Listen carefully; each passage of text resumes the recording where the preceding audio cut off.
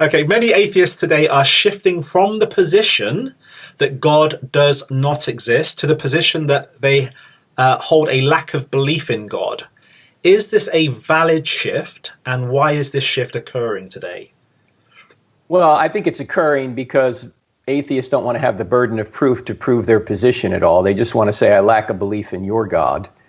But there's a number of ways you could point this out, you could deal with it. First of all, if someone says, I lack a belief in something, what they're saying is their psychological state is in such a manner, but it's not saying anything about the world external to them. Like if I just say I lack a belief in God, okay, my mind lacks a belief in God, but that's not telling anyone anything about whether or not God really exists outside my mind. Sure. Right?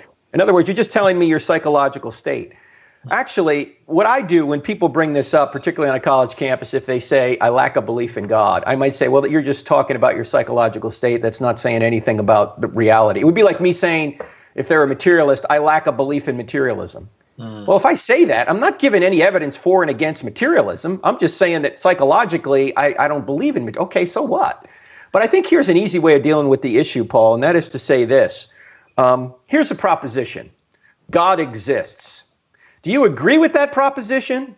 Do you disagree with that proposition? Or don't you know? Are you saying I don't know?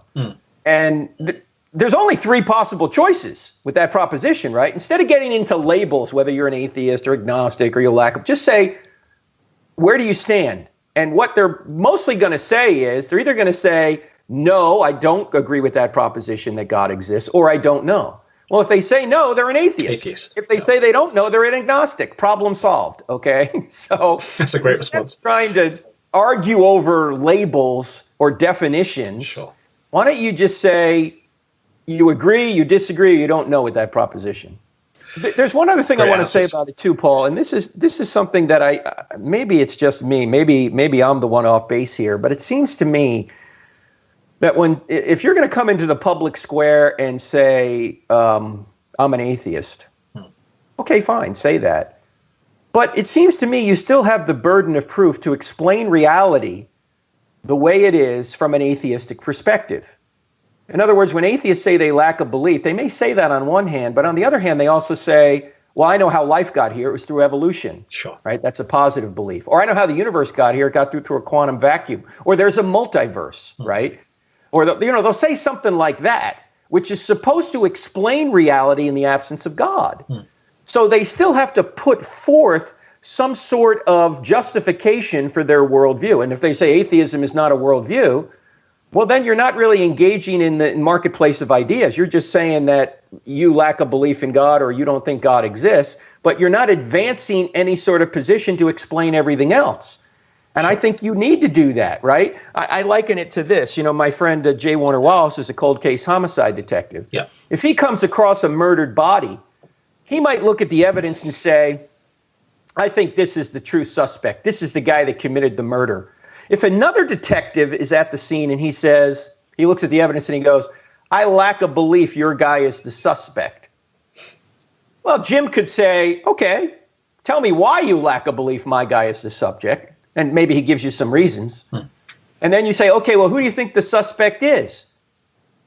And the guy goes, the other detective goes, oh, I don't need to have another suspect. I just lack a belief your guy is the true suspect. Is that guy a good detective if he stops right there?